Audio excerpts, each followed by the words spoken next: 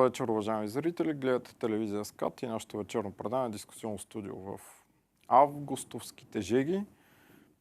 Така, поне тази седмица ще направим нещо като традиция и отново двамата с Ивелин Никол сме тук в студиото, като ще дискутираме това, което се случва през деня. Истината е, че общо взето дните вече са наситени от така наречените перформанси. Отвратителна дума, която сигурно съм повечето от вас може би не знаят, но всъщност истината е изкуствено планирани събития, които имат за цел да предизвикат някакъв политически отзвук. Точно това се случи и днес през днешния ден. Нещо между другото, за което с Ивелин още вчера ви казахме. Така, започнаха две конкретни медии, BTV и Вестник сега, да подгряват, как виждате ли, отново имало проблем с Росенец. Спада енергията на протеста, съвсем малко хора вече протестират, пък на блокадите, мисля, че всички знаем, е изключително смешно. Дори по данни на МВР става въпрос за по-малко от 10 души дори на едната блокада. Говорихме вчера и за съобщителната агенция МВР. Но извън това, всъщност вчера започнаха да подгряват по този начин и днес познайте какво се случи. Христо Иванов в Бургас, за да говори пред медиите и след това да провери случая. Да. Поредната пиар акция, а ние с Ивелин тук ще коментираме. Ивелин ние малко става като отровното трио. Те така в едно студио при отровното ду. Отровното ду. Те така почнаха при един скиор, който стана телевизионен шоумен, а след това и куриер. Гостуваха нон-стоп и така имаха си рубриката и нашата рубрика така да чуете нашия поглед. Леко раздразнение във вас, господин Тоцев, по отношение на човека, защото разнасяше акции на един голям куп, който... Не бе, той просто си е куриер, няма... Добре, шегуваме се, нали, отровно три, отровно ду, но в крайна сметка това, което ще направим тази вечер, ще вбеси отново кукловодите и тези, които измислят сценариите и постановките, създавайки не нови политически лица, а всъщност пребрандирайки стари познати физиономики, представяйки като нови харизматични лидери. Ние това тази вечер ще го разрушим, защото това ни е работата. Не, че се заяждаме, просто пък няма кой друг да го направи. Или почиват другите медии, или пък, както ще видите малко по-късно, категорично обслужват фигурата Христо Иванов. Ама това, което ще видите... на повикване. Не е преносен смисъл. Но това, което ще видите, е брутално просто. И сега, за да не каже някой, че има двойни стандарти, ние ще покажем, че действаме към всички еднакво. Предлагам колега Тоцев да започнем така като едно отровно дуо с... това, което се случва в Росенец. Защото вчера и телевизия СКАТ показа репортаж от там, но това не е такова, кой знае какво събитие и толкова интерес, защото телевизия СКАТ това го прави от самото начало на казуса, вече 7 години, за разлика от Вестник сега, да речем и BTV. И вчера имаше и Дневник, да.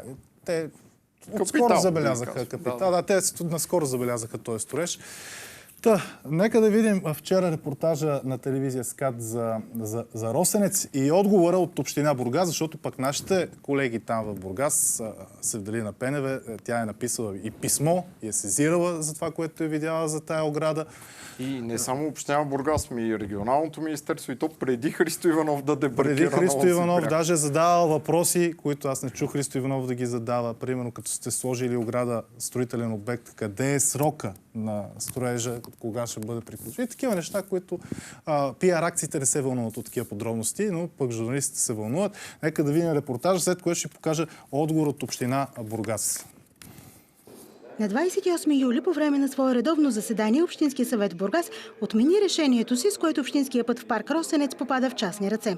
Става дума за отсечката, която минава през имота, свързан с почетния председател на ДПС Ахмед Доган.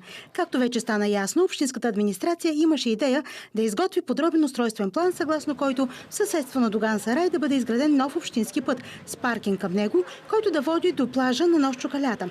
За сметка на това общината се отказваше от стария път, който по кадастрален план не води до плажа, плажа, а до вътрешността на имота. Доводите на администрацията обаче не бяха приети от група общински съветници, които от сега са започнали предизборната си кампания.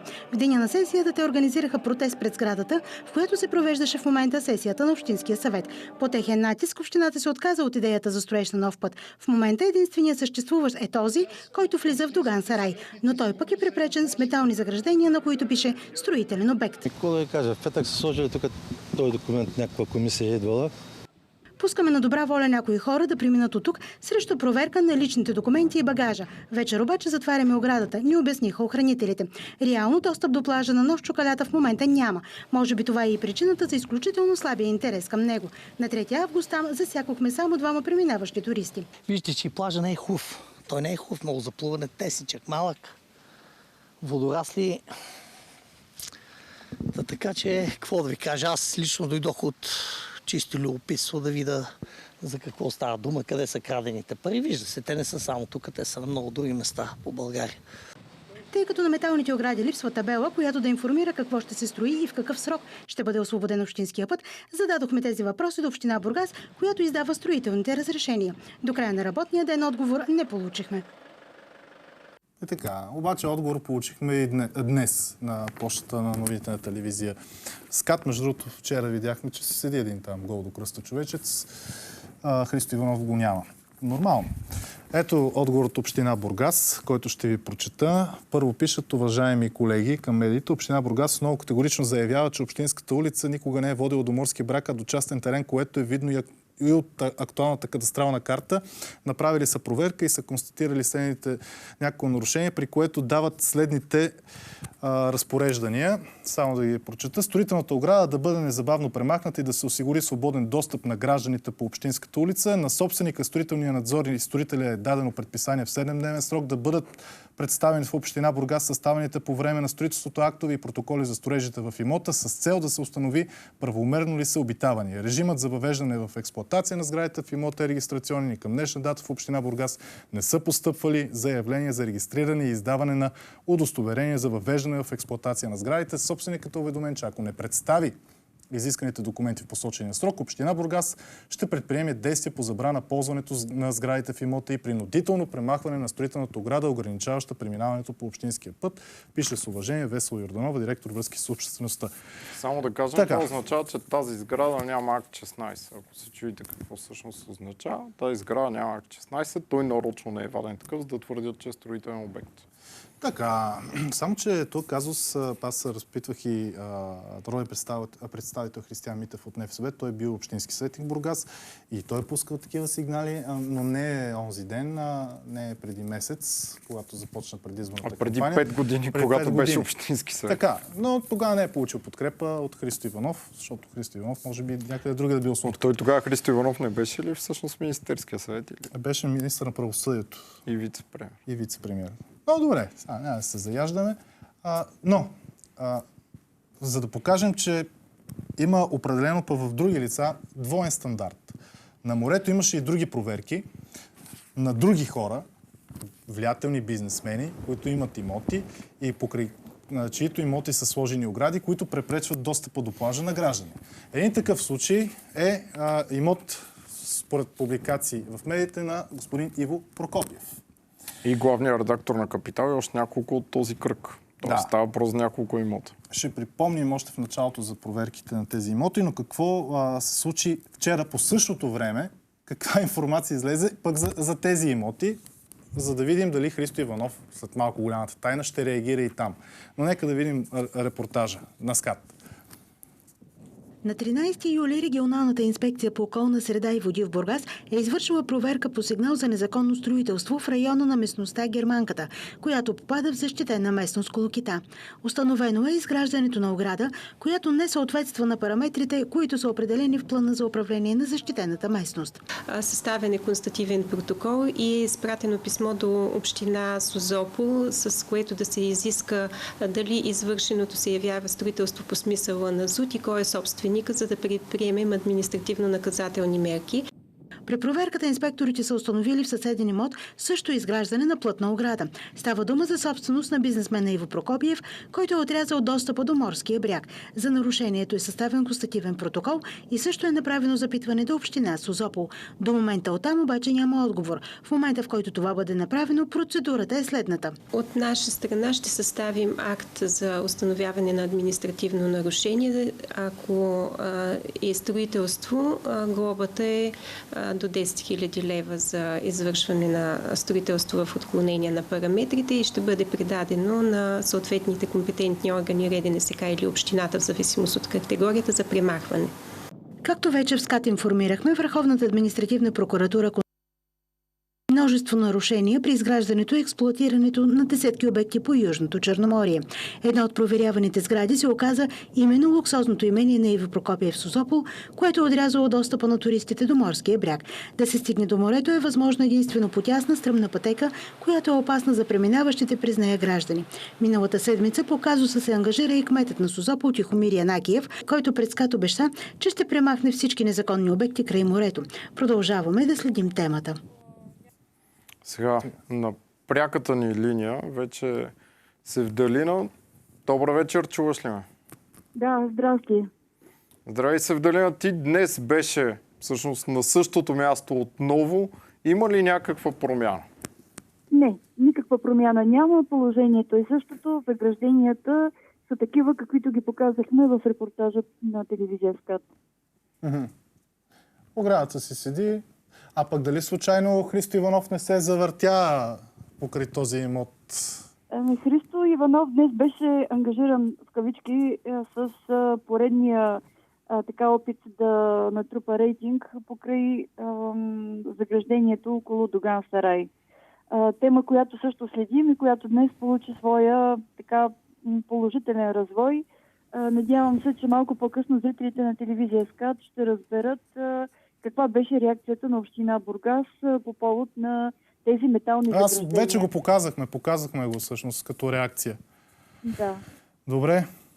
Добре, благодарим ти, Севда. Това мисля, че е напълно достатъчно за нашите зрители да разберат, че всъщност промяна на Буджака няма. Там ситуацията е най-съща. Сега към атракцията, към спасителя, повелителя на всички морета и океани.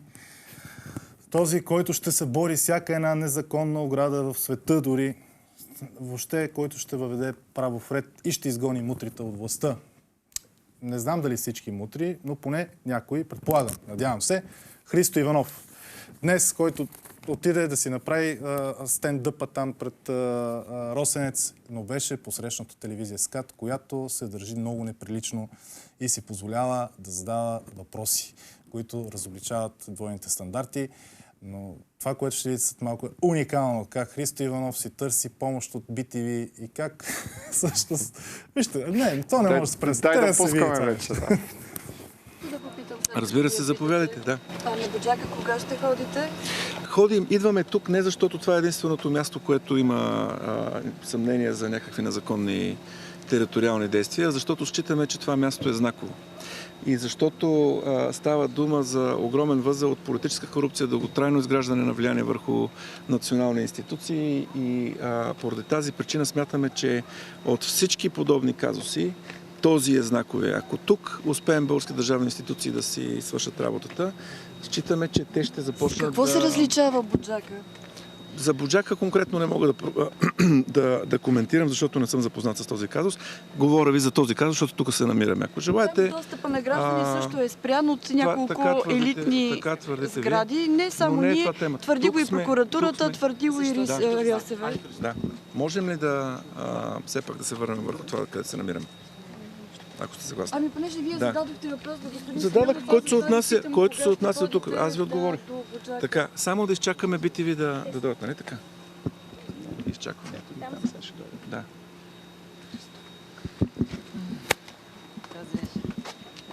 Аз мога да ви кажа и за Липух, защото питате за Буджака. Например, за Липух, питайте да ви обясня. Ами, Питаме за Буджака, защото ходихме там и има абсолютна тишина там покрай... Сигнализирайте институциите. Ние сме ги сигнализирали. Супер, защо не работят? Има и прокурорско решение, Ето. има и решение на РИОСВ. Значи нещата вървят. Но има и медийно затъмнение там. Вие сте медия, вие го разгласявате, това е похвално. В смисъл, виждам, че нещата се движат според закона на България, за разлика от тук. Нали?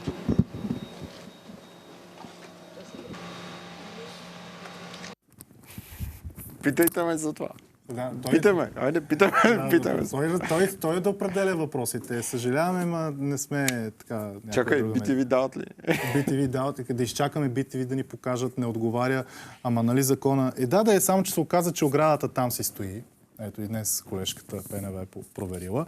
Той казва, нали там закона си върви, прокуратурата. Той закона си върви по отношение на Доган Сарай. Ето показахме това решение на общината. Много ми е интересно. Всъщност вие чухте един общински съветник в Бургас, който казва, питайте ме за Алепу. Всъщност за Росенец, като е такъв противник на това, което се случва там, колко такива питания като нас отправи? Трябва ли да ви напомням, че същия този беше от тези, които гласуваха всъщност този път да остане в пределите там на частни имоти и общината да изгради от другата страна път. После се отметна. Бил подведен, не знам си какво, 2 часа дебатират в Общинския съвет и той не разбрал какво точно гласува. Не бил подведен, само че сега за случаите около къщите на господин Прокопиев беше разгласено от прокуратурата, от някои медии. Други замълчаха. Факт е. Чакай сега, те казаха, че в Росенец, което е абсолютно вярно, имало преплитане на политика, медии, една така неформален център на влияние и власт. Обаче като говорим за кръга капитал, не говорим ли за същото? И то в добрия смисъл. Не казвам, че е незаконно. Но ето имаме едни медии, които могат да създават дневен ред в държавата. Същевременно имаме едни хора, от чието среди излезнаха министри. Че Трайчо Трайков всъщност абсолютно официално имаше общ бизнес с Иво Прокопиев, а след това Борисов призна, че Иво Прокопиев всъщност е препоръчал Трайчо Трайков, Симеон Дянков и още няколко такива. Нона Караджова, да. И 6 министри каза, като за двама не се сети, посочи ключовете, които бяха уволнени, между другото. Симеон Дянков сами може да прецените, уважаеми зрители, справяше ли се като финансов министър, при положение, че за мандата му там 3 години говореше само за постна пица. Кажете ми сега, това не е ли едно и също? Не става ли въпрос отново за случая Росенец, случая Буджак? И това трябва да ви говори достатъчно за начин, под който подменят цялата система. За това, че всъщност другите са лоши, като постъпват така, ама що ме от нашите няма проблем. Същото е и с Гешев. Всъщност, това са най-големите критици на Гешев. Но главният прокурор, допреди Христо Иванов да стане правосъден министър, се избираше от парламента. А благодарение на реформата на Христо Иванов, вече съдебната система и прокурорската колегия сама избират главния прокурор и плода на тази реформа, която сътвори Христо Иванов и разбира се евродепутата, тогава български депутат Радан Кънев и тяхната кохорта, е Гешев. Гешев, да. Всъщност те направиха възможен избор, но по този начин. Сега не знам от какво са недоволни. С кое им пречи той?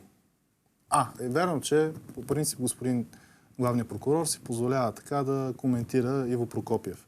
И в тая връзка, понеже господин Христо Иванов постоянно говори, че той е министър, он е бил министър на Пеевски, аз вече остана с впечатлението, че всички в държавата наистина са назначени от Делян Пеевски, само те, които не са от Демократична България, само те са назначени от някой друг. Ама питаме кой ги назначава тях. Въпросът кой?